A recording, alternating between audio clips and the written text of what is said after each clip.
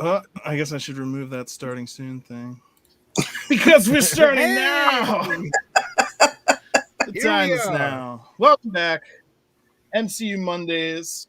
We had a nice little vacation, took the past 2 weeks off. Was expecting a Spider-Man trailer to drop at any time during those past 2 weeks. Nothing. We got nothing. So, we're back, but we're happy to be back. We wish we had a Spider-Man trailer to show you, but we do not. I, of course, am Chris. That's Debbie over there. You might have heard her now included in the new theme song. Debbie and Chris. I'm surprised my name was first. What's up with that? It's for rhyming purposes. And then, as we often do, we have David joining us from the Geek News Now writers team. He leads Literary Legion. Happy to have him with us on a wonderful MCU Mondays, where today we're obviously going to talk about What If, the first episode of that. Looking forward to that. But we're going to start with the trailer. While we were away, they dropped the second Shang-Chi trailer. So we're going to take a look at that, talk a little bit about that, and then we'll be talking about the first episode of What If, which features, of course, Captain Carter.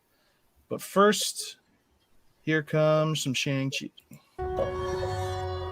Throughout my life, the 10 rings gave our family power. If you wanted them to be yours one day, you have to show me you are strong enough to carry them.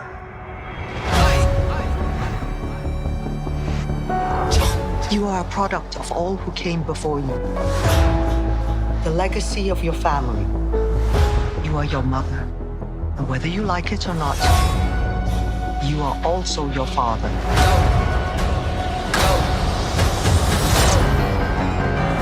I told my men they wouldn't be able to kill you if they tried.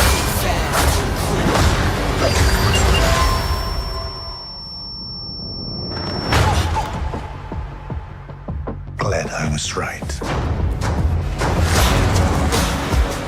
You're just a criminal who murders people. Be careful how you speak to me, boy.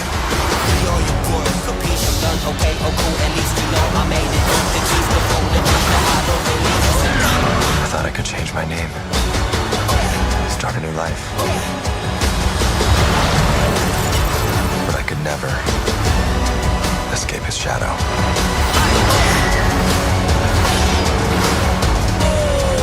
My son, you can't run from your past.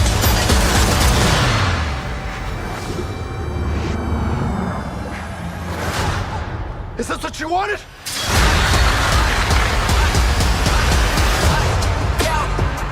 Uh-oh. You got this. Thank you. Jab, left foot, right hook. So, what did we think? I'm still waiting to see more action with the rings. It still just looks like they shoot energy beams, and that's not. Well, they were each supposed to have their individual powers. So there was one scene at the end where him and the other fella both were locked up, and so I mean, it looks like maybe they do more. Like right there, yeah. So maybe they do more. Maybe they tie each other together. We'll see. I don't know. Not only shooting power, but grasping power as well.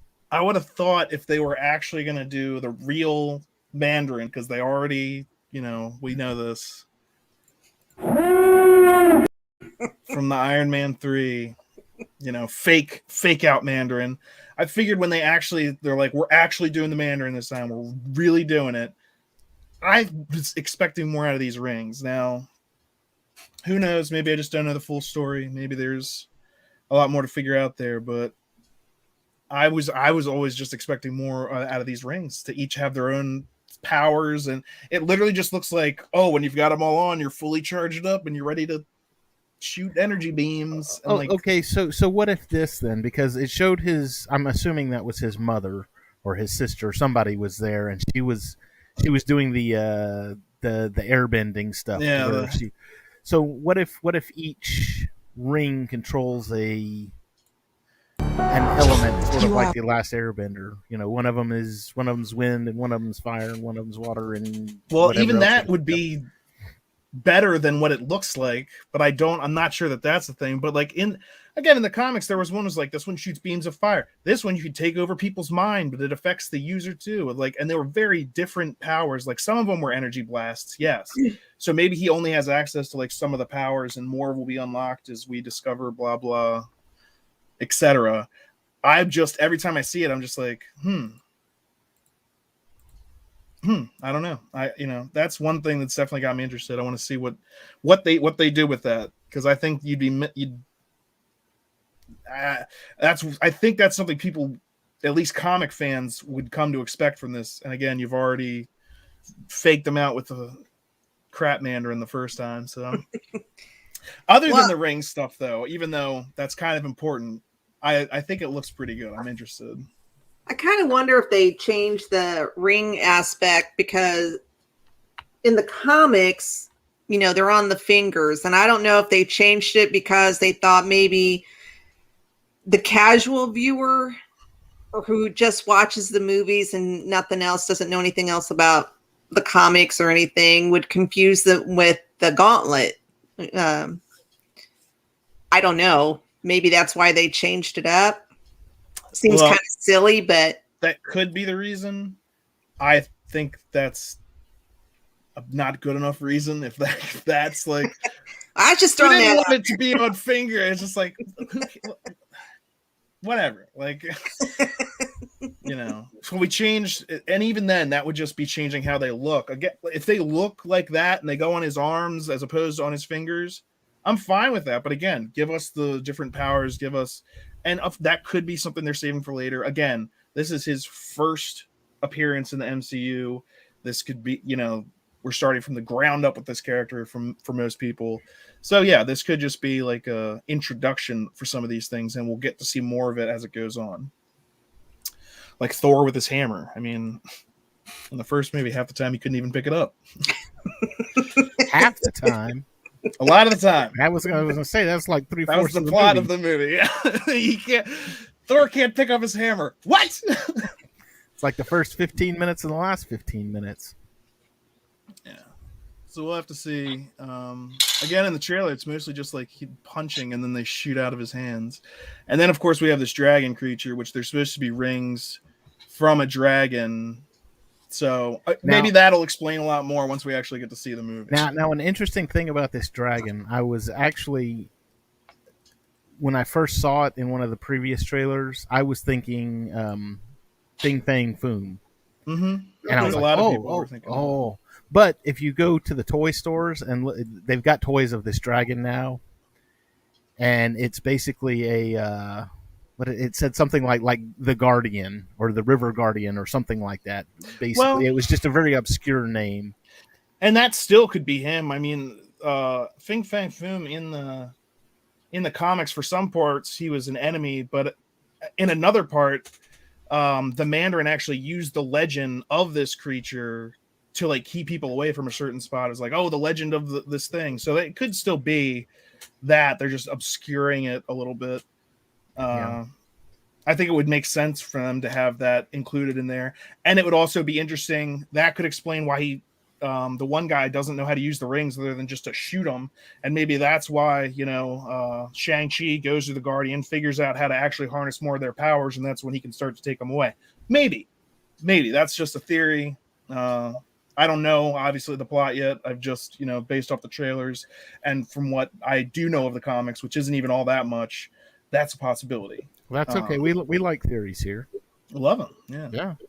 Mephisto is behind it all. That river creature was Mephisto. Yes. Confirmed. Yeah. It is interesting, though, also, that orange type shade of his magic is similar to Strange's. Yeah, and like what these guys, yeah. It's that same like shade. So maybe he even, Wong's there, it's confirmed. Yeah, Wong confirmed, Abomination confirmed. So we might be seeing some more like sorcery type stuff than or get involved with this. Obviously, it's a very magical. Whereas like Iron Man's fully tech. You know, all the movies about Iron Man are mostly just about his tech and stuff like that. Thor is slightly more magical, but even then they kind of described it. I think Thor and Guardians are more the cosmic aspect of it. Yeah, but it's still like, it's cosmic, and but then still like slightly science. See, I think this one is more along the strange lines to where it's like mystical. Right. Magic and mystical stuff. Yeah, which is very cool. I'd like to see more of that. And obviously with Doctor Strange 2 coming, the more of that you can throw at me, the better. Hi, Chewie. Every time. Anywho, moving right along, the current thing that's coming out right now, the What If series, which looks like a lot of fun. I think it's going to be fun. The first episode has come out, very much focused on Captain Carter. Basically, it's the story of what if she had gotten the super soldier serum instead of Steve. So what did you guys think of the first episode? I thought it was pretty good. I really enjoyed it. It was a little, I don't want to say campy, but the part where she's fighting all the soldiers the first time around and she's making all these comments and that, and I'm like, I didn't like that too much. Yeah, that didn't sound like her, because in the movie she's not like that. So I mean, I get that this is a different timeline, universe, whatever, but it just kind of threw me off. I thought it was just a little bit campy. The rest of it was great, though. I loved it. I thought it was a great first episode. I loved the animation style. I love the fact that they went photorealistic rather than, we're going to make them, they're cartoons, so we're going to make them look like cartoons, versus this could be real. And the fact that it was almost comic book like, the way that it was drawn and everything, the colors that were used, the color palettes. I thought it was, the campy stuff I could have done without. The what did he call it? The Hydra Stomper, when it fell off the train. I kept waiting. I was like, "Oh, Steve's the new Winter Soldier," because that's where Bucky went. And then it came back. I was like, "Oh man, they could have gone with that. And it would have been great." Well, they went. It changed a lot of different directions. It wasn't literally just like, she gets the serum instead of him, and then everything else is exactly the same. No, like they stole the Tesseract. That's what they were using to power the Hydra Killer at one point. Or Hydra Stomper, I think they called it. Mm-hmm. Iron Man. Yes. Yeah. Mark 1. Yeah, like Super Mark 1. It's invincible. Yeah, so, but also it seemed like I'm getting. Yeah, I hear it. You get echo. some feedback. Is anybody? No, I hear it. Okay. I'm not. Then it's probably your fault. Do you have headphones in, or is it coming out of your computer? Because I think your computer is picking it up and rebroadcasting. See, if I do this, it's gone. And if I do this, it's back. Oh. So I don't know. Turn your volume down. Anyway, as much as I love the sound of my own voice, it was like, So yeah, it's not like everything went exactly the same, except now it's a lady Captain America. No, they stole the Tesseract. They created like an Iron Man suit way early. The Red Skull stole it back. There was no creation of Bucky Barnes at any point. They captured what's his name way earlier, because he was supposed to be on that train. Mm-hmm. And then Red Skull steals the Tesseract back and summons some sort of Cthulhu. At that point, I was just like, whoa, did somebody watch Hellboy last night? And you were like, that's what we're going to do. Red guy opens a portal, tentacles, we're done. But it was still cool. I think that was an interesting way to like change his story and still make him a supervillain. Like, as opposed to dropping like nukes made with Tesseract energy, which is pretty super villainish. He's like, I'll just open a portal and summon a demon, which is also pretty super villainish. So he was definitely like, and then he got killed unceremoniously, which also had like, boom, oh, Red Skull. You're trying so hard to be like an evil mastermind, and you're just getting wrecked. It's the typical. I'm going to summon a large monster or large demon that's going to help me take over the world, and I think I can control it, and then I can't. Can't control it. That was the thing. He kept saying, "Is like I'm summoning my champion." I was like, "Have you talked to this champion yet? Have they agreed to be here? What understanding do you have?" And he just opens a portal, tentacles start coming through. He's smiling real big. I'm like, I kind of half expected Loki to come through. I was expecting a person, definitely when he was like, my champion's going to come through. And then it was just like a mass of tentacles. And I was like, are you sure this is what you wanted? Are you sure this is what you planned? You planned this? It kind of reminded me of, and I don't know what the creature's name was in Guardians 2, with what they're fighting there at the very beginning. The interdimensional being that was feasting on the batteries. Yeah. That's what it reminded me of, because it had tentacles and it had like a mouthful of several rows of teeth. I think that thing was way smaller though, just in comparative size, because like that thing that was like all tentacles. We maybe got to sell them out, but it was going to have to open that portal even wider if the whole thing was going to get through. Mm-hmm. Which also, how do you? I don't know. It's not worth it. And it was interesting too that the Red Skull. So the Red Skull used the Tesseract to open the portal. In the original Captain America movie, though, he was using that Tesseract to create. I mean, he was. You said it with the bombs and everything, but if you'll notice, all of their weapons, even in the Captain America movie, were all Tesseract-based weapons. Oh, yeah. They were energy weapons, and then in this one, they were just the regular, because they didn't have the Tesseract. Right. Which also, I'm wondering. Again, also the thing that I did notice about this was it was incredibly fast-paced. Like it kind of basically relied on you knowing what happened, so that it would just like skip to the next, like boom, this is happening, boom, this is happening, boom, now this is happening, and they're just like flying from thing to thing.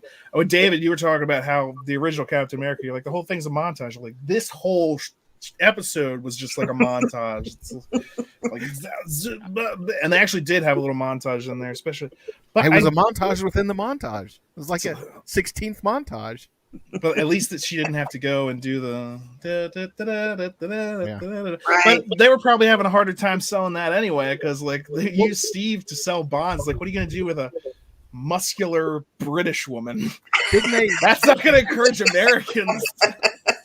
Didn't they say something about that too? To where they did within the episode, they did. Oh, they could have used you to sell bonds or something. And I'm like, Steve says it, and she's like, no, they wouldn't. And then when Tony's dad gives her the suit and the shield for the first time, the suit, he was like, this is what they were gonna parade you out there in front of people to, so that was actually originally that suit was designed for that same purpose. Did it bother anybody else that Howard sounded like a 1920s carnival barker? Come, step right up. That's kind of how he sounded in Captain America. It's like, oh. And I thought Peggy sounded off at different times. Or just, again, I was probably just saying things, and I'm just like, when she was beating up those people for the first time, I was like, I don't know, she was just too, like, I was maybe comparing it to Captain America, because when he's doing stuff for the first time, he's like, sorry, and like, da-da-da. And she's just like, this is bloody brilliant, woohoo! Hey! I'm just like, whoa. But then again, she is like a soldier who's probably had more actual combat training, which brings up the question, starting to echo again. No idea why. It brings up the question, is she stronger? Because I've heard people saying it, and it's like, how come she's stronger than Steve? And part of the reason, they even kind of talked about this when she was having a drink with Steve, he says, you've been a fighter all your life. And it's not that Steve hasn't been a fighter all his life, but he was also like a sickly, kind of like malnourished little asthma having nothing before he got injected, and that gave him the muscles. If she's already a physically fit, specimen and everything like that, then maybe she got even more jacked up. And two, you got to think of it this way: she physically fit or not, she was trained. She was already an agent at the time, and she'd already been through a lot of the training. So you talk about she already had skills. Mm-hmm. Although she was like throwing all the weights into the wall, that's just kind of rude. You don't even know that you're going to get a shield or that you're training. Right now, you're just kind of being a bitch. Right now, you're just ruining the wall. They won't let me go fight. There were so many of them in that wall. Did you see? It's like, oh, she'd been at it for a while. Yeah. Why are you hurling weights like discuses? It's like unless you know that you're going to be getting something that you're going to be doing that with. Still, I was going to say she's just practicing. And I love that one German guy when she first starts killing people, and he comes out and he's like, "Oh, why would they send a gentle little Fräulein to like come and take us out?" I'm just like, bro, look around you. There's one person killing everyone. And you're like, well, it's a woman, so I'll just say some sexist stuff and then not even try and fight you. Like, that was just ridiculous. I was like, I don't care what your preconceived notions were. You know, like, women are whatever opinions you might have, sexist opinions. If you look and you see this chick wrecking people, you add that in, okay? You've been watching her. You know she's doing it. Yeah, like gentle. Oh, this fragile little. Oh, not exactly. But so now there is no Winter Soldier in that reality. Maybe not even a Hydra. I mean, maybe they'll come back and revisit it. It seemed to be very, very popular, as far as just because I think people were excited to see Peggy back.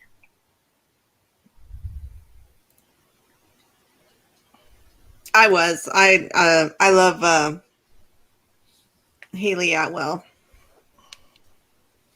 She's one of the people that they actually did get to do the voice. I know there's a bunch of people that did do their own voice acting, and apparently some people that didn't. Chris Evans didn't. They had a guy named Josh Keaton, which I thought he did a great job. I mean, he sounded like Chris at most of the time. There was a few times where he didn't, but for the most part, I thought he did a pretty good job. Yeah. Yeah, I know that there was some mention. I think Drax is going to be in one of them, and they didn't get him to do Dave Bautista. Yeah, Dave Bautista to do his own stuff for that. And it's like, I don't know how they decide that for each thing. Now, probably like with Steve or with Chris, that would cost them probably a lot more money to get him than to get a voice actor.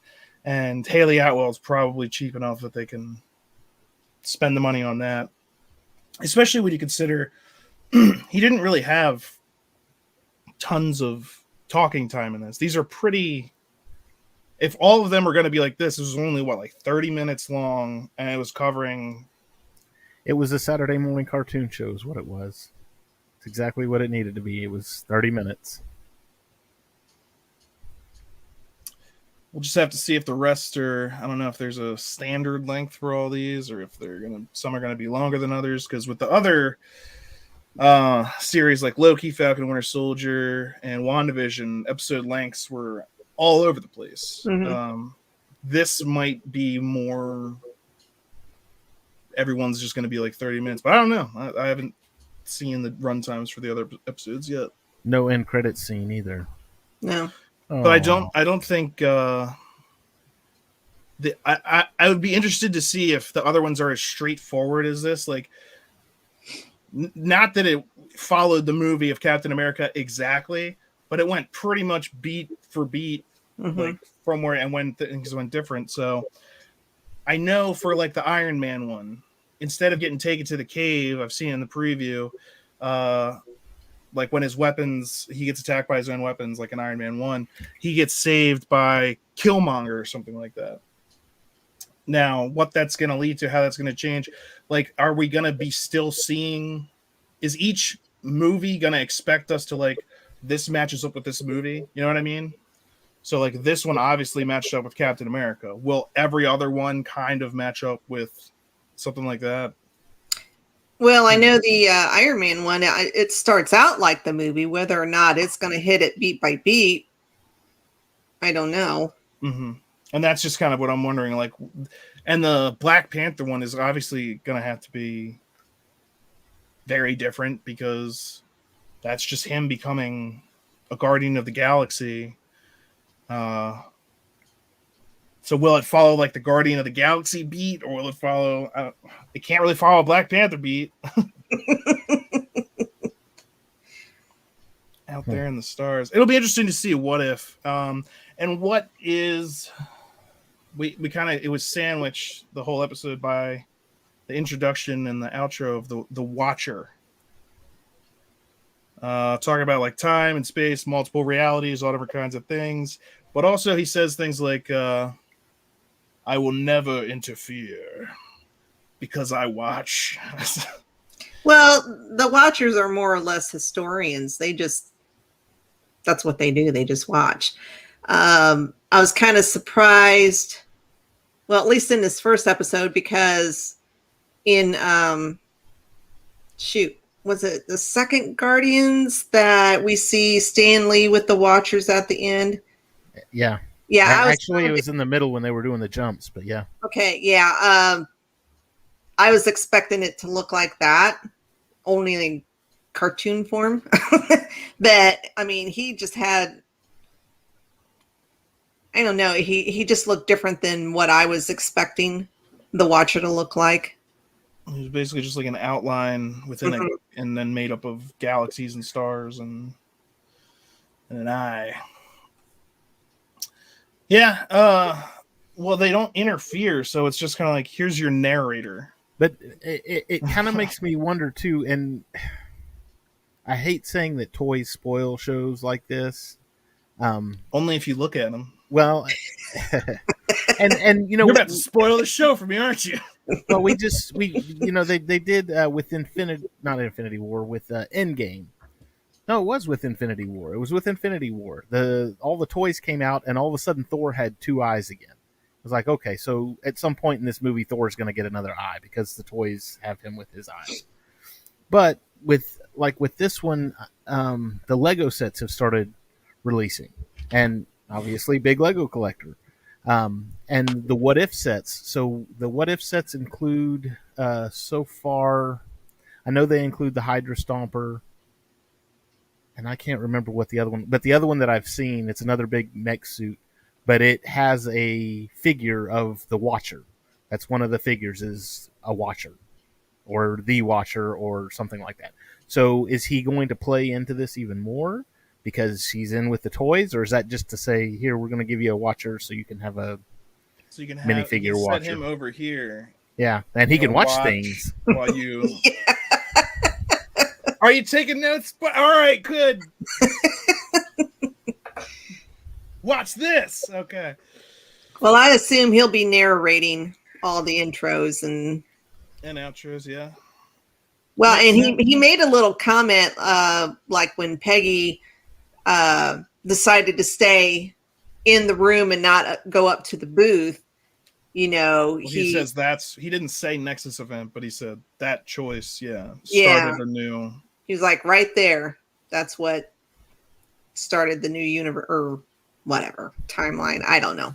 And if they were to do more than watch, say, interfere and actually take part in things, then they would create even more Nexus differences events and things like that. So that's one reason for them not to do it. But then there's like Schrodinger's cat, and the nature of observing something changes it. You know, just by observing something, you've changed its nature. And so does that factor into it? Will these guys start playing a bigger part because maybe someone like Doctor Strange is going to be getting pissed at him, or he'll actually become aware of the Watchers, because we know Doctor Strange is coming up in this and he's got his own stuff, and there's going to be multiple Doctor Stranges interacting with each other. So that could be pretty heavy stuff that could definitely influence way more the MCU than like some of these other stories. Like this is just kind of as far as I can see, this Captain Carter was just kind of a fun, like, what if? Woohoo! That was neat. That was fun. The Doctor Strange ones could actually like end up impacting how the actual MCU story goes forward. Well, and it's interesting. I mean, just the whole concept of this what if. I mean, honestly, you could go. You could run this thing for 20 seasons with 30 shows per season and never touch the same thing twice. I mean, honestly, you could do, okay, well, what if Tony was Captain America instead of, or what if, Well, they've already confirmed the season 2, so. So, yeah, I mean, and that's the beauty of the concept of this show is that you can, because you've done the multiverse now, because you've said, okay, timelines are going all over the place and hundreds and hundreds and hundreds of things are going. You're like, we got a bunch of stories now that are all right here. Mm-hmm. Or we have an excuse to put them together.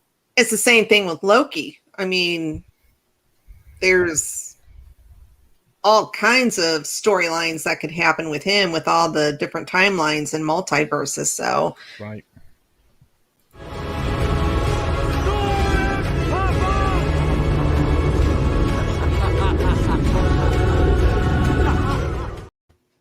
Hell yeah. Definitely looking forward to seeing more of Loki, confirmed to have season 2. I was gonna say, I think that's what I was just looking for. I had downloaded something, but I think the 3rd episode of What If is all Loki. Oh, yeah, he's gonna be back. I forget if it's that episode too, but I know he's gonna. I think it's the 3rd episode. There's going to be at some point. I mean, Captain America Zombie. I'm definitely looking forward to some of the other ones. Like this one was fun, but I'm looking forward to some of the other ones probably more. Definitely, and we'll see Peggy more too. So this was a good start. Let's just leave it at that. It's a good start. Now, when you say we'll see Peggy again, do you mean like this Peggy? Yes. This Captain Carter? Yes. She's going to be in... Well, I assume because she's wearing the same outfit, but in one of the trailers with Doctor Strange, you can see her off to the side with her back towards the screen. Could be a boner alert. Yeah, they've put things in.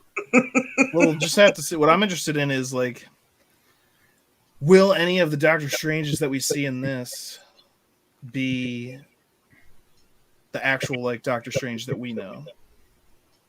And I'm curious too, even if that happens and it is the Doctor Strange that we know, how is that going to tie? I mean, is it going to be okay, we're linking this episode because it's Doctor Strange with the Multiverse of Madness, or this episode with WandaVision, or anything else that we've got so far? I mean, are they going to do a direct link to it, a direct correlation? Where you can sit there and go, oh, now I can't wait for the movie to come out. Oh, it's going to be great. Yeah, that's kind of what I'm hoping for. Mm-hmm. As far as Doctor Strange is concerned. Just when they had him in it at all, I was like... And they keep saying how like this stuff is canon. Which they're just kind of... I know that they're saying that they're saying it's canon. That doesn't necessarily mean like everything that happens in every one of these shows affects directly the MCU. It's like, no. Basically what they're just saying though is like now anything can happen though. Will it? I don't know, but it can. I like to think of it as here's the MCU and it's going along the way it needs to. And these are some of the side stories that are going on in the background that you're not really aware of. And they're not really necessary for the story, but they're good filler kind of thing. Do you think we're going to see any Kang in any of these what ifs or Kang variants? It wouldn't surprise me. Why not? I mean, if he's going to be the next big bad, why not? It would be definitely a good thing to, even if he's not like the main focus of any of them, he could be like the big bad in the background, like that you don't even know what's happening until like the last like, and then it's like, oh no, it was Kang. It was Kang all along. It was Kang all along.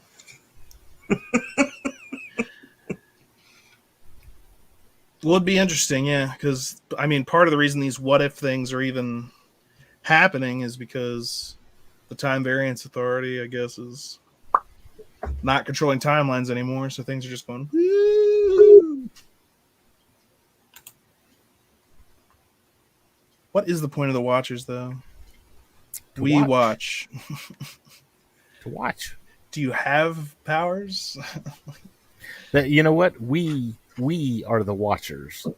We can't affect anything, but we are the ones watching the shows. We are the ones watching the movies. We are the Watchers. In a sense. I think it's I want to see, like, do these guys have the ability to change things and they're just not doing it? Because if that is true, then if somebody finds out about them and realizes they have the power to change things, then people will try to use that for their own benefit. So how are they avoiding that? I don't know. And doesn't matter. It's like, hey, it doesn't matter. They're just these Watcher guys. They watch and don't ask about them anymore.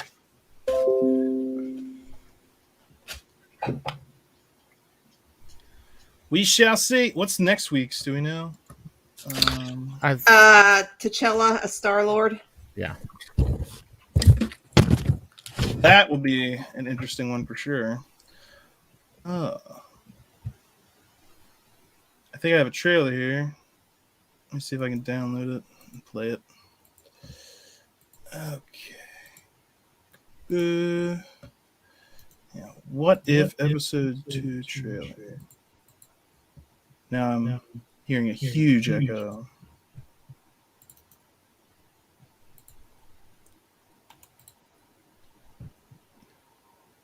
Okay. Did that download? Yes. Can you play it? Maybe. Probably. You know the stories. But what if one thing changed everything? You sure don't seem too freaked out about all this, kid. T'Challa! Give me the toy. Where you want to be? That's the question, isn't it? Star-Lord! We have you outnumbered. You had me worried for a second. Exploring the world. Sounds fun. Expect the unexpected. What if? Stories. What if? That definitely looks pretty cool. And I noticed they got the voice. What's his name? Is it Michael Roker? Yondu. Yeah. Michael Roker, is that his name? I think. Yeah. It sounds like he's back. So yeah. Did you notice when he was taking the sphere for the first time, and that forget his name, but the black bounty hunter guy that's working for Thanos or working for what's his name? Working for Ronan, yeah. When he comes in, he goes, Star-Lord. He knew his name. Yeah, well, here's the thing. Well, that's probably because T'Challa is like an effective, like dangerous, well-known person out there. Meanwhile, because Chris Pratt is just like a bumbling idiot, and that's why nobody knew who he was. But people were actually like, "Oh crap, it's Star-Lord! That guy's dangerous." I thought that was hilarious. If that's what that is, that's a great little touch. And if you notice too, and I don't know if this is going to be the theme throughout the episode, but it looks like that Yondu and T'Challa work very well together. They have a good, healthy relationship. They're with each other. They're working with each other. Whereas with Peter Quill and Yondu, it was like I'm going to double cross you the first chance I get, and then you're just screwed. So it definitely did seem like they had a little bit of a different relationship, especially at that point right there where he's carrying the guy down the stairs. That was a point where the original Star-Lord had betrayed Yondu. Right. So it seems like they're working more as a partnership. Did you notice the Collector was there too? He's right there. No, not the Watcher. Oh, the Collector. Yeah, The Collector. He was and that looked like Howard in the background Duck at too. different times. And we will get a Howard the Duck, by the way. There he is. Yep. Well, there's Collector too, but there's Howard the Duck. Yep. And this guy, man, they certainly I look like they beefed him up a lot. Made him, they? Yeah, I was gonna say, look a bit more muscular. Give him the He-Man treatment. Who plays him in the movies? Benicio del Toro. Yeah, he's not jacked. That guy looks kind of like a beefcake.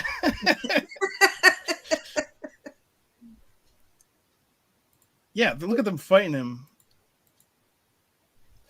Yeah, he's ripped. He's got like and it looks like it's back there. It looks like it's well, kind of sort of following the movie, just by going by what I'm seeing in the trailer. A lot of the stuff that happened in the movie is in this. Well, they're at the Collector's place now, but it's him with Yondu because obviously he didn't betray them. So things are definitely going to be different. But yeah, it does look like this one's kind of going by the Guardians of the Galaxy. I should say something. They stole my body image right there. I just like that. Although it could be. Oh, I guess. Okay. So he's going to kill all those guards. Do you see that? So there's a guard, and there's a whole field of them. I was like, are they working with Ronan now? And I was like, no. He showed up with the needle and killed everyone that we just saw. Okay. So that's going to happen. Oh, man.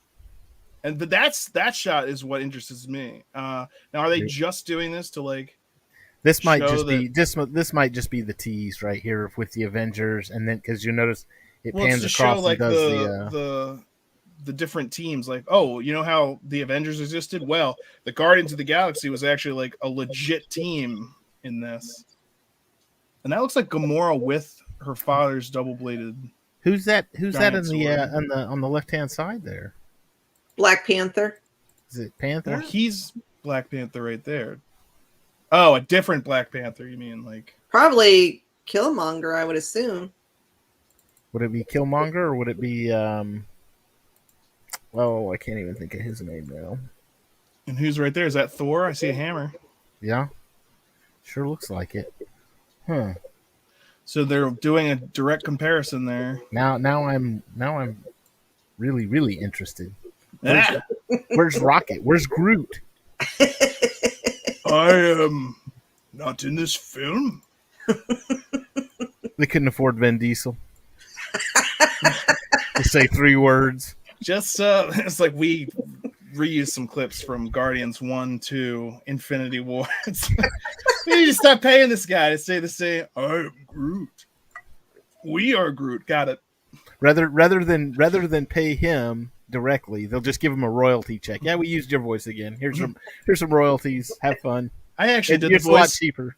I actually did the voice of the Roadrunner. Meep. Don't you mean meep meep? Meep? Nah, those cheap bastards just recorded the one and then doubled it over in the sound. Those monsters. That's from The Simpsons. This definitely, though, it will be interesting to see. So if you said that we're going to see more Peggy, probably so when we get to Doctor Strange, he's going to be moving through and causing some troubles and actually getting to these different multiverses. It'll be interesting to see if each of these is entirely different scenario. Like if in this one, somebody made a choice that, like in the first one, Peggy decided to stay in the room down below, and that's what created this whole offshoot story. So in this one, is it going to be like Yondu decided to go to Wakanda instead of picking up Peter Quill? Like, what's different in the scenario? Why is this happening? And is it just like, oh, maybe some of the stuff that happened in the first episode affected this? And so Peter Quill doesn't even exist because Captain America never existed because blah, blah, blah. His mom never blah, blah, blah, blah, blah. You know what I mean? So is this just a continuing of that first timeline, or is this a whole nother offshoot? I don't know. I don't know. It'll be interesting to see. And where's Mephisto? Where is he? Right here. At least gotta wait for Doctor Strange to show up. Dan, all right, let me ask you this one time. What master do you serve? What master do I serve? What am I supposed to say, Jesus? Don't get me wrong. I think T'Challa would be a very cool Star-Lord, very effective Star-Lord. I don't think he's going to be as much fun, though. Nah. This guy, Chris Pratt, is funny, and I think what he did with Star-Lord was just pretty great.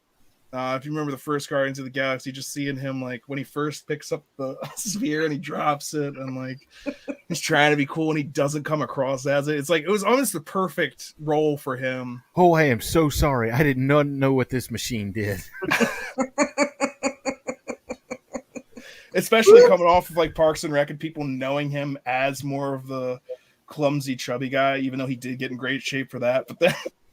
And then in the later ones where they start giving their crap about getting fat again, Drax is just like, You're one sandwich away from being fat. And it's like he's in such great shape, but then you compare him to like Thor, and it's like, well, that's not fair. No, you are a dude. This is like an angel. The God Man. Stop imitating the God Man. Yeah, it'll be interesting. I think this was the episode that they were talking about Drax possibly being in, but I didn't see any of them in this. So maybe it's a different one.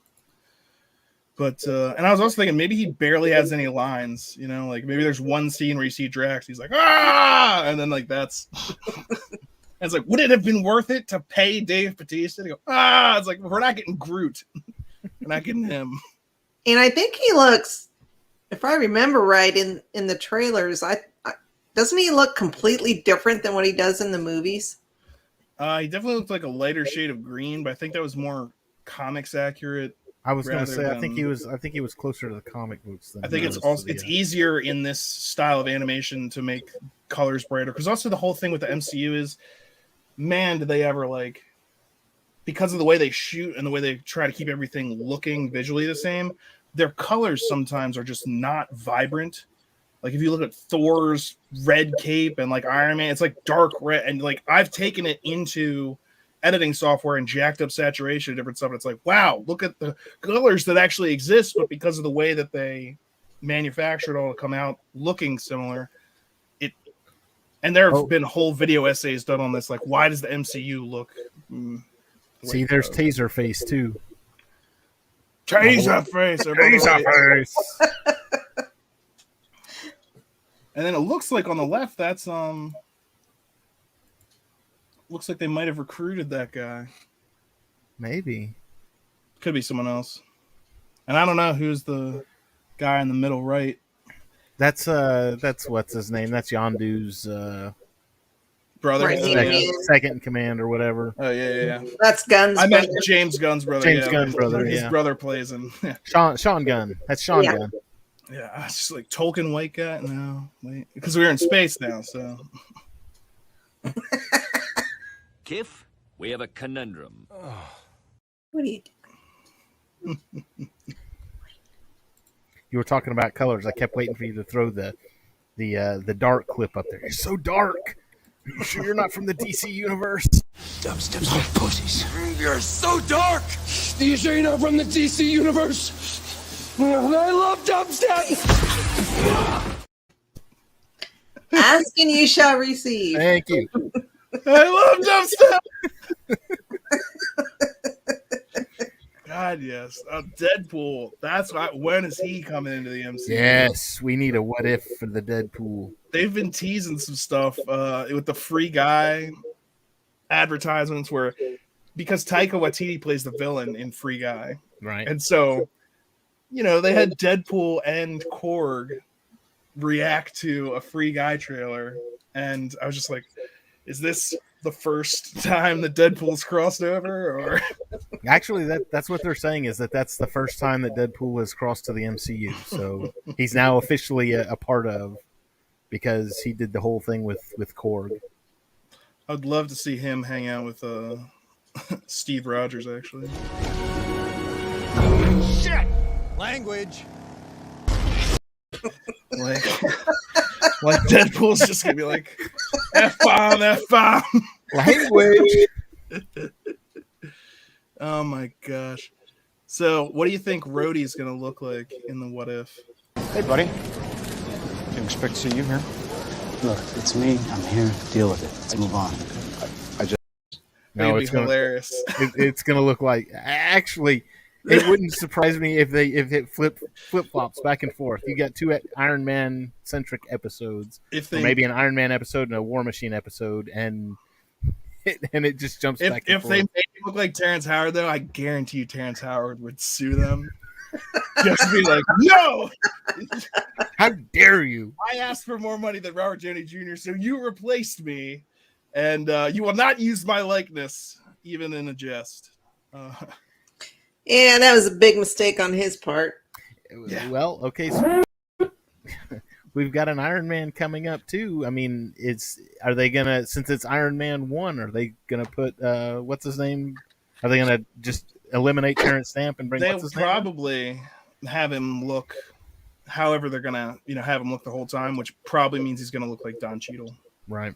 That would be my guess. Again, it'd be hilarious if anything else happens. They're probably just like, where they're writing that episode, they're like, what are we going to do about Rhodey? Oh, no. Write him out of the episode. Write him out of the episode. All right. He's going to go off with Killmonger now, and they never sees Rhodey again. At least not until the time period of Iron Man 2. At which point, we'll be safe using Don Cheadle. Are we going to have Don Cheadle to come and do the voice work? No. That would also be too expensive. C-listers, people. Although, as I say that, I'm pretty sure this is actually Chadwick Boseman. Yes, it is. Who did this one, so. This will be his last performance. A little bit sad, but also kind of cool. Yeah. Something to look forward to. Terrible.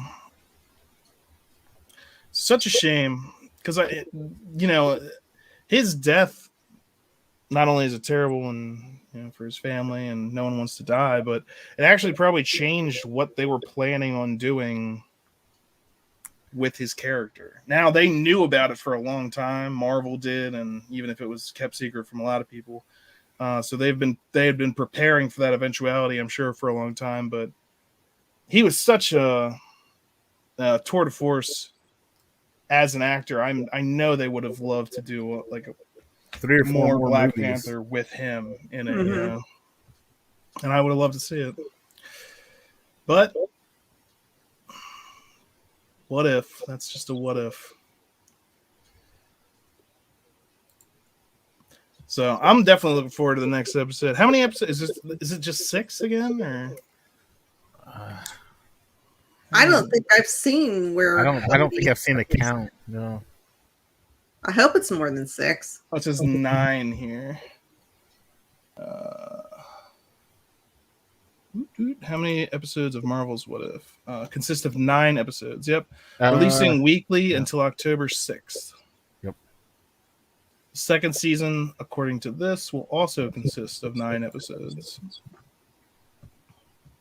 I was kind of hoping for more. Well, I mean,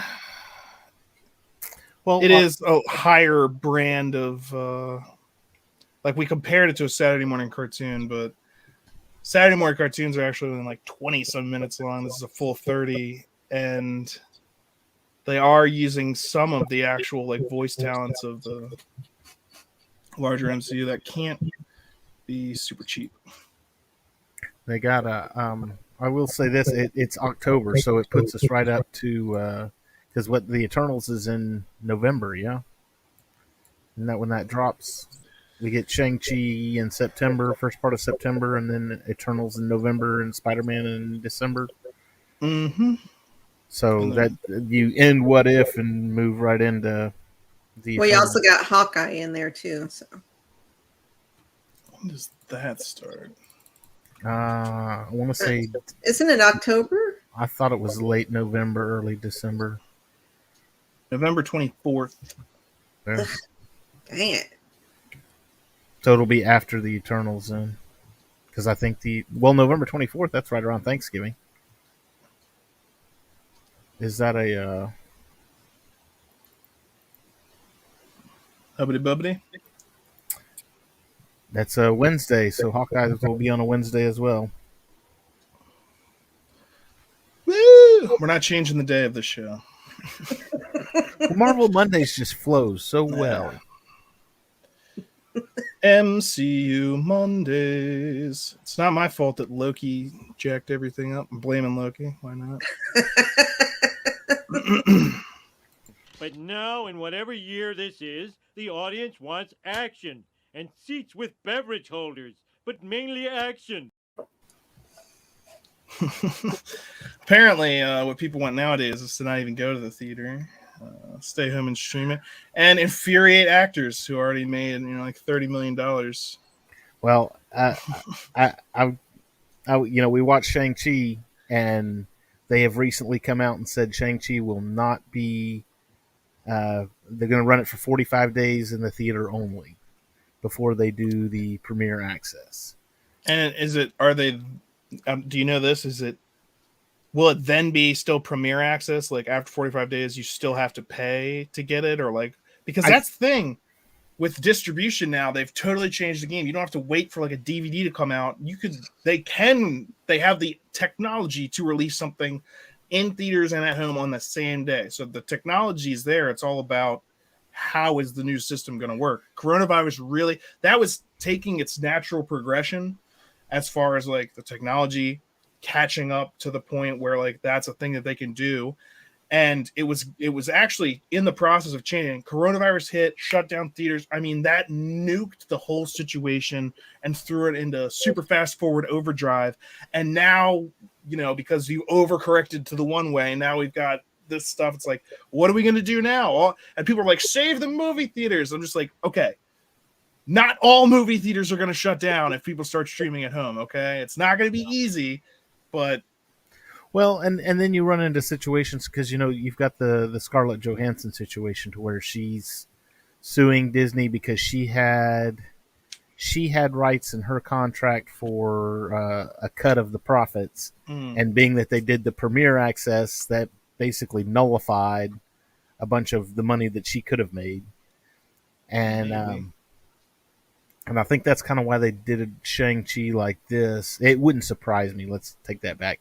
Wouldn't surprise me if that's exactly why they did this with Shang-Chi, where it's like, okay, we're going to avoid this situation, and moving forward now, as we make contracts with these other actors, we need to include a clause in there that says you'll get X amount for, the box office or whatever, and possibly even a part of the digital release as well. I don't know why they just didn't do that. I mean, that would have saved the whole thing. I mean, it was that easy. But being that it wasn't in the contract like that, I think that's why they didn't do it like that, because it wasn't in the contract. And maybe somebody looked at it and said, hey, loophole, look at this. We got all this extra money coming in. We don't have to pay her. Or maybe they were going to pay her in some fashion for that. And she already, again, in their response, they're like, we paid her already like $20-some million, which is crazy. But if you're contractually obligated to get more, I get it. Why not? I mean, the other thing is she was already done with Marvel anyway. Like she didn't have huge prospects, multi-million-dollar more deals coming up. No, maybe you get brought on as like a flashback or for a what if type of thing, but there's not going to be any more movies. There were no more $1 million starring roles for Black Widow, or at least not her Black Widow. You know what I mean?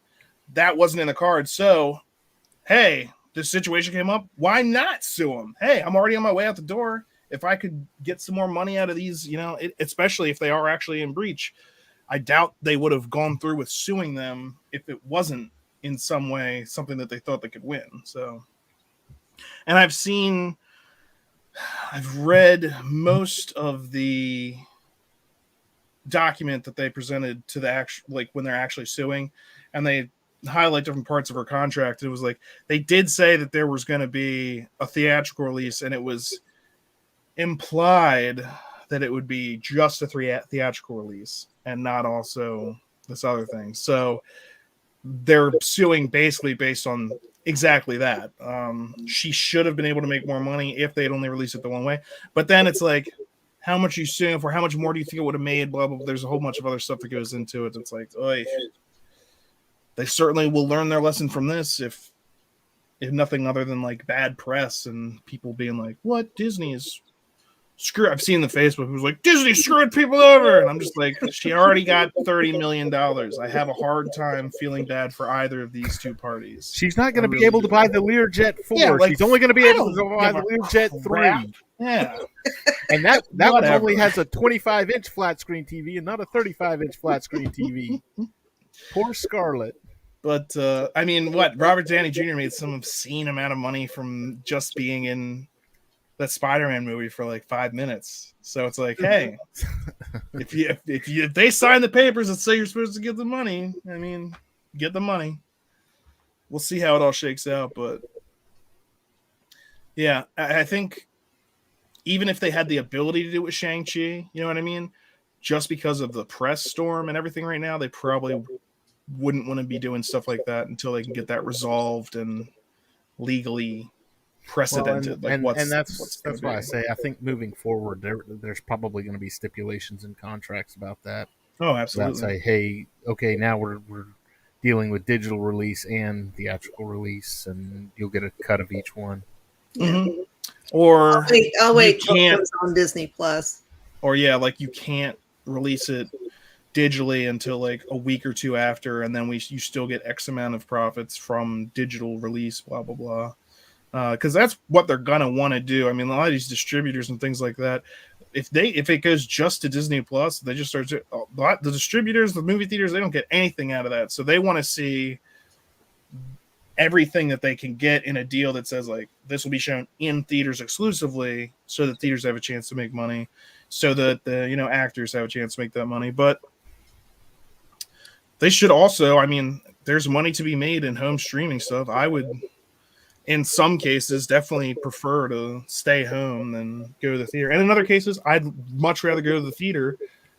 Like, there's no way that I'm gonna like not go see an Endgame in the theaters. You know what I mean? Like a movie like Endgame, Infinity War. Infinity War I saw in theaters. It was amazing. The little kids were crying. It was beautiful. You don't want to miss out on stuff like that. I loved watching this little kid lose their mind, because I'm sitting there going, this is perfect. This is the perfect way you build up to the next movie. You bring them to their lowest points. You make them lose. That's the second act. Boom, take them down so that they have somewhere to come back. I was watching that whole movie, watching Thanos win, and I was just like, this is how you set up a great next movie, by just having the villain win this one, which he did. Utterly, I was sitting there going to myself, this was amazing. And all around me, there are 10-year-olds just like, no, they're dead. They're all dead. And I'm just like, yeah. So like a theater experience for something like that is a must-have. You want to be able to see that. And you want to be able to see the kids cry. Oh, God, yes. I want to see those little kids losing their minds. This has been their entire life. It's been 10 years for me, so like 20 to 30 enjoying these movies. Wow, I'm an adult. These kids are like emotionally attached to these characters. Like way more. Now, I was going to say, because when Luke and I saw it the first time, and one of Luke's favorite characters at the time was Spider-Man. And when Tom Holland bit it at the end, waterworks. It was like waterfalls. Oh God! Just like, I was crying at that point. That was a great film. It's like no. Not sorry, Spider-Man. Mr. Stark. Don't apologize. Oh, he didn't want you to come. Even though he probably, but it doesn't even matter at that point. But I'm gonna French fry this little freak. Let's do it. You shoot my guy and I'll blast him. Let's go. Do it, Quill. I can take it. No, he can't take it. She's right. You can't. What a delight, too, just watching them all hang out with each other and meet for the first time. Dan, all right, let me ask you this one time. What master do you serve? What master do I serve? What am I supposed to say, Jesus? Thor, what do you know?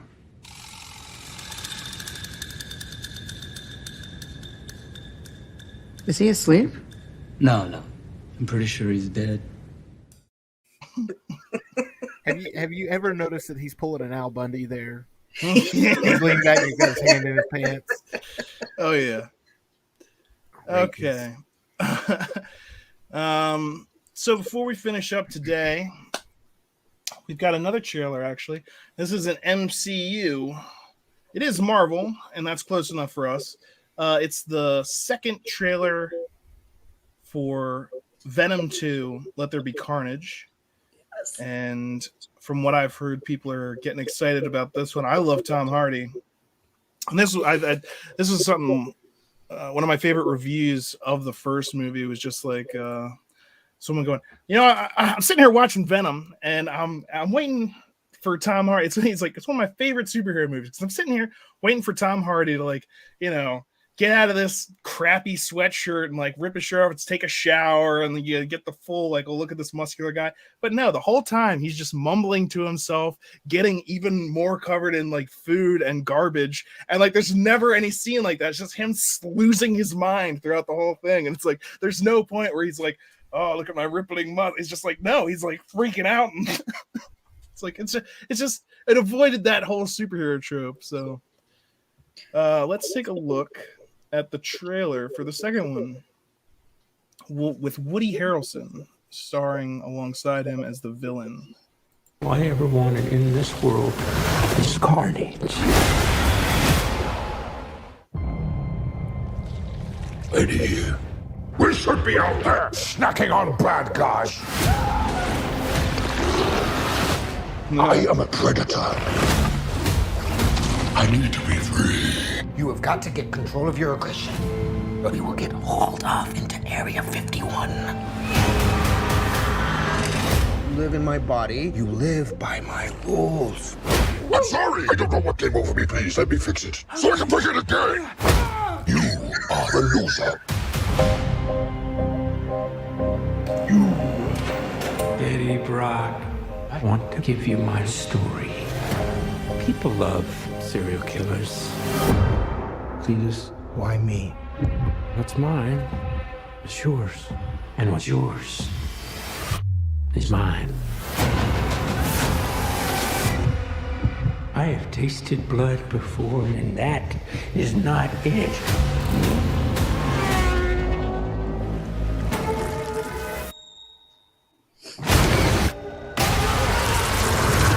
All I ever wanted in this world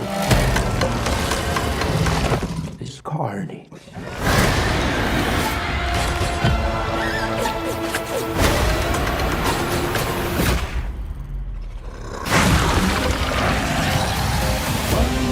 French kiss. I'm not a crazy man. I am a vengeful one.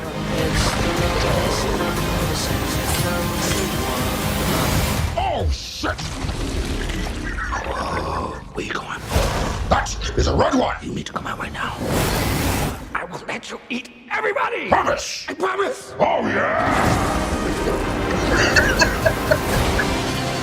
Eddie, you feel like home to me. Like family.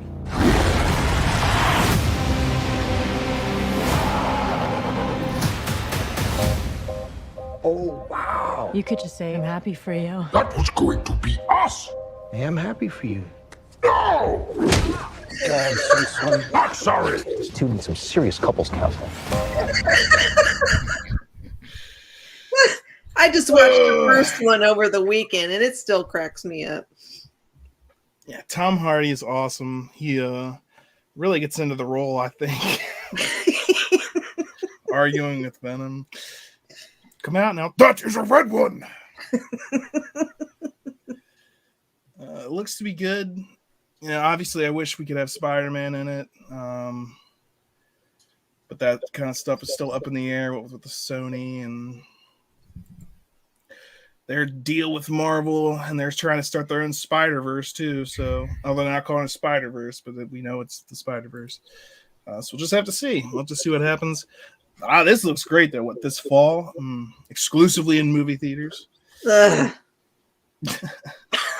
Give it up, Debbie. You got to go to the theaters. I'm a hermit. Well, so this whole COVID thing's just been like glorious for you then, huh? No, because I've had to work through all of it.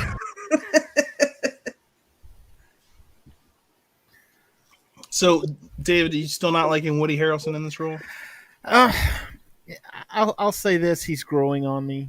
I like the idea that they're bringing Shriek into it.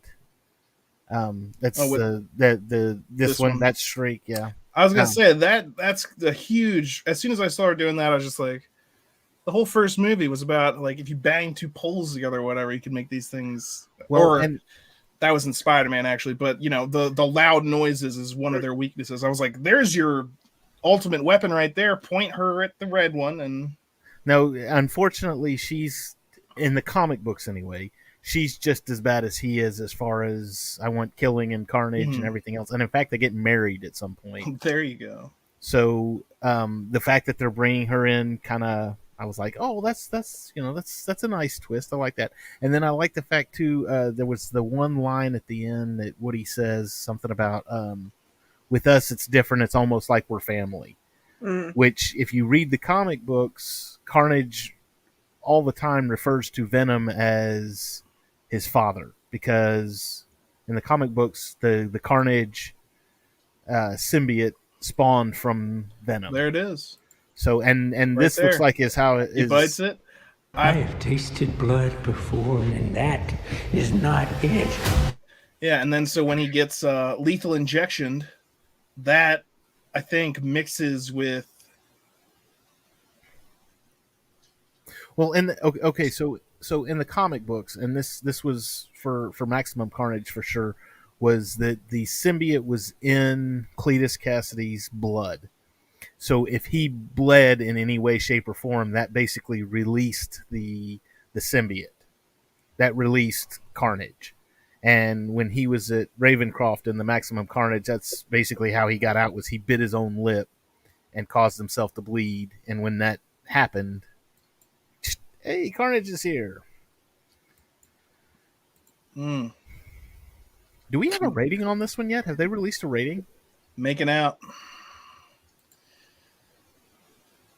I'm not sure, but wasn't Venom? Was it? It was PG-13 because I took Luke to see it. They would probably try and go PG-13 with this, but I mean, also I heard, I haven't seen it yet. Suicide Squad, that was PG-13, the new one, wasn't it?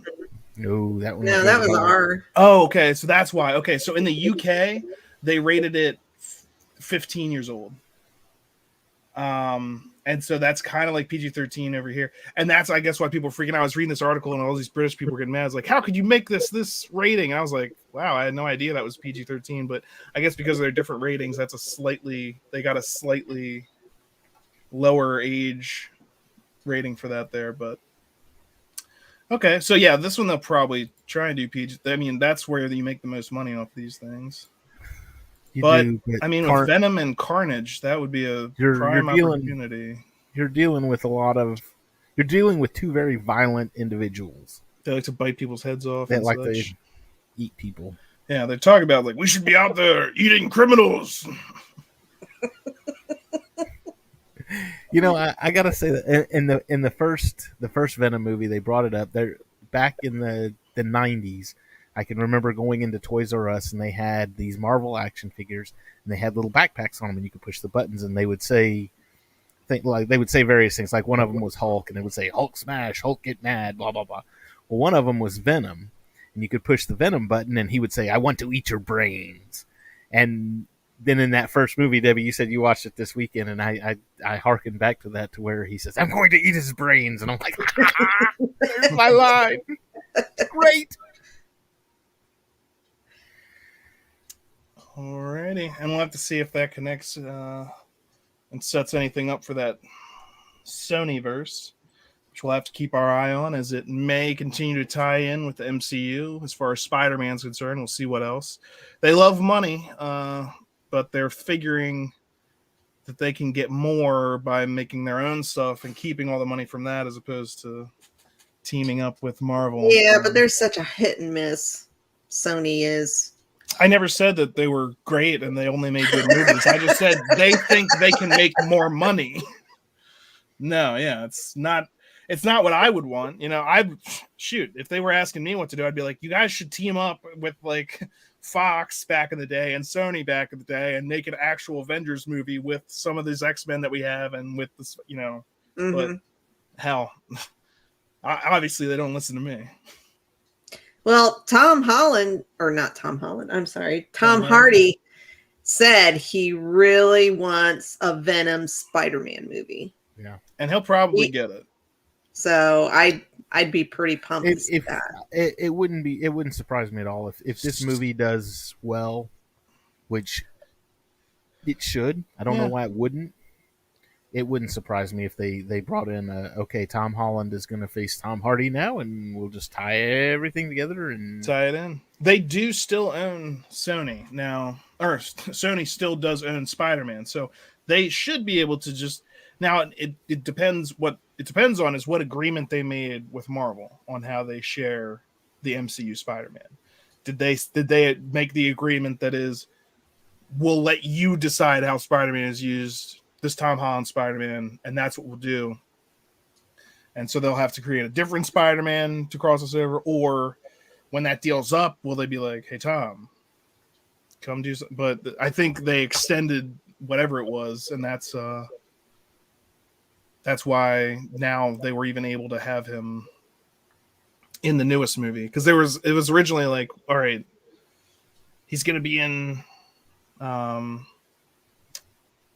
what was it? Civil War, and they had a couple things set up. I don't think they had anything set up for past like Far From Home, and that's why they kind of ended it with that. So we'll have to see where it goes from here and how they're gonna shake that all out. Again, I'd love to see more crossovers, but and maybe we'll get answers when we see the new Spider-Man when the new Spider-Man movie comes out. Very true. Yeah, I mean, we have no idea what's going on. There are still rumors flying around that Andrew Garfield's coming back and Tobey Maguire's coming back, and if they tie all of that together, and what with the people they already have confirmed in it, those rumors seem plausible because they do actually have Doc Ock from that second movie. They do actually, so they are for sure bringing some of these characters in. And we still haven't seen even so much as a trailer for that movie. Although based on toys and stuff, and Doctor Strange is going to be in it, so it's here's my theory on the trailer. They're behind in making the movie. Reshoots. It's not gonna release in December. That's why they haven't released a trailer. Oh, you think they're gonna push it? They're gonna push it back. It wouldn't surprise me. It wouldn't surprise me at all. They should announce that sooner than later. They're just going to piss everybody off. Good Lord. Either that or if they push that back, wouldn't they have to push back Doctor Strange? Well, that comes out in March, so they would have January and February potentially, but good. I don't know. That's just speculation, and who knows? The other interesting thing about Spider-Man is you won't get he can Disney shoot webs Plus. from his. Oh, sorry. Well, you won't get a Disney Plus premiere access on that one either. Gah.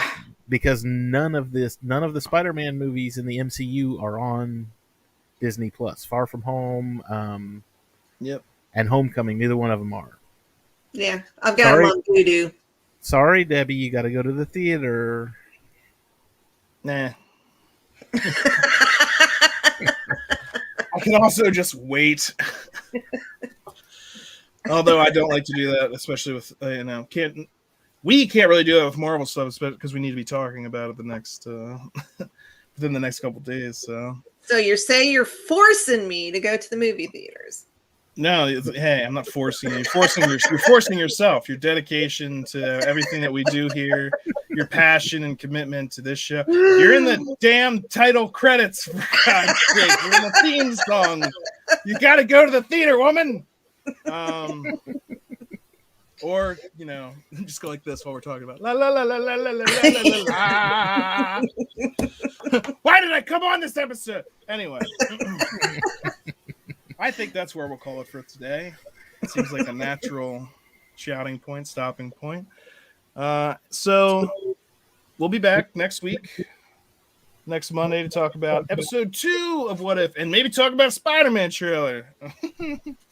Maybe not. Well, I mean, we'll talk about it regardless, whether there is one or not. We're gonna be like, where is it? And Mephisto, all the new Mephisto sightings too. Don't forget those. That's right. It would be so awesome if he actually showed up in this What If. Mephisto! I was right all along. Official confirmation on Mephisto. Anyway, that's it for us here on MCU Mondays. Thank you for joining us. We'll be back next week at the same time, 9:30 Eastern. MCU Mondays. Look forward to seeing you there. Shit! Language. Wait a second. No one else is going to deal with the fact that Cap just said language? Just slipped out. Find the scepter. And for gosh sake, watch your language. That's not going away anytime soon. You bet your ass. Steve, you said a bad language word. Did you tell everyone about that? The Hero's imprint. Out with the platinum bastard. Steve doesn't like that kind of talk. You know what, Romanoff? Fury, you son of a bitch. Ooh, you kiss your mother with that mouth?